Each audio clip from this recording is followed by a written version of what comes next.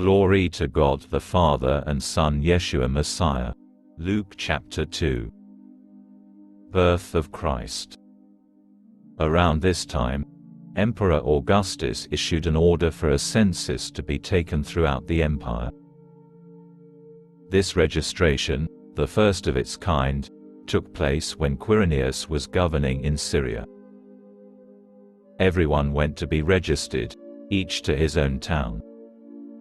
So Joseph, because he was a descendant of David, went up from the town of Nazareth in the Galilee to the town of David, called Bethlehem, in Yehuda, to be registered with Miriam, to whom he was engaged, and who was pregnant. While they were there, the time came for her to give birth. And she gave birth to her first child, a son. She wrapped him in cloth and laid him down in a feeding trough, because there was no space for them in the living quarters. Angels announced Jesus to the shepherds. In the countryside nearby were some shepherds spending the night in the fields, guarding their flocks. When an angel of Adonai appeared to them, and the Shekinah of Adonai shone around them, they were terrified. But the angel said to them, "Don't be afraid, because I am here announcing to you good news that will bring great joy to all the people. This very day, in the town of David, there was born for you a deliverer who is the Messiah, the Lord. Here is how you will know. You will find a baby wrapped in cloth and lying in a feeding trough." Suddenly, along with the angel was a vast army from heaven praising God. In the highest heaven, glory to God, and on earth, peace among people of good will. Shepherds visit Jesus.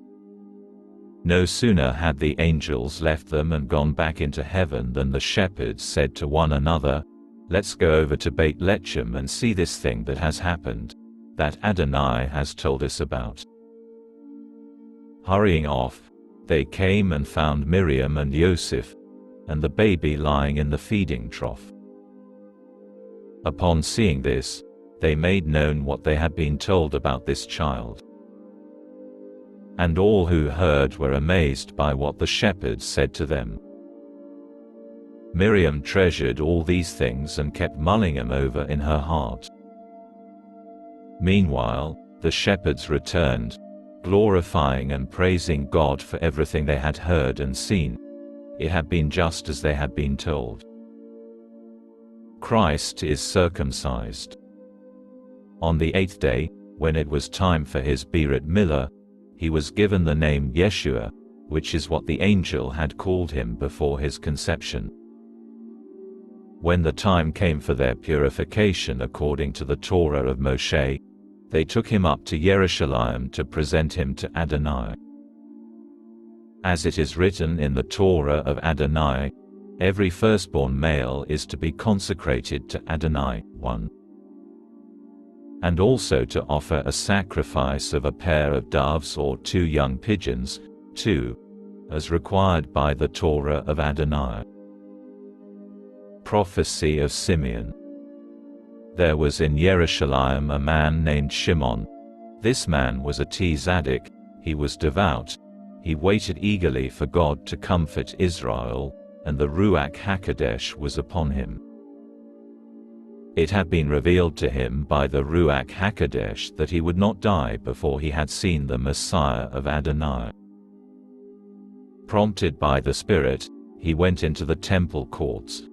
And when the parents brought in the child Yeshua to do for him what the Torah required, Shimon took him in his arms, made a barakah to God, and said, "Now, Adonai, according to your word, your servant is at peace as you let him go. For I have seen with my own eyes your Yeshua, which you prepared in the presence of all peoples, a light that will bring revelation to the Goyim and glory to your people Israel." Yeshua's father and mother were marveling at the things Shimon was saying about him. Shimon blessed them and said to the child's mother, Miriam, "This child will cause many in Israel to fall and to rise. He will become a sign whom people will speak against. Moreover, a sword will pierce your own heart too. All this will happen in order to reveal many people's inmost thoughts." Prophecy of Anna. There was also a prophet named Hannah bat Penuel, of the tribe of Asher. She was a very old woman. She had lived with her husband 7 years after her marriage, and had remained a widow ever since. Now she was 84. She never left the temple grounds but worshipped there night and day, fasting and praying. She came by at that moment and began thanking God and speaking about the child to everyone who was waiting for Jerusalem to be liberated. Jesus returns to Nazareth. When Joseph and Miriam had finished doing everything required by the Torah of Adonai, they returned to the Galilee, to their town Nazareth. The child grew and became strong and filled with wisdom. God's favor was upon him. Jesus celebrates the Passover.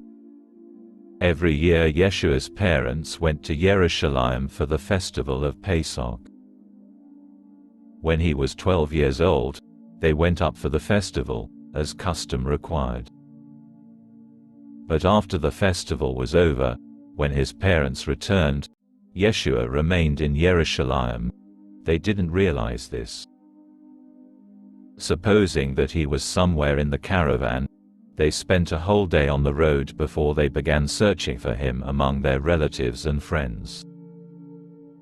Failing to find him, they returned to Jerusalem to look for him.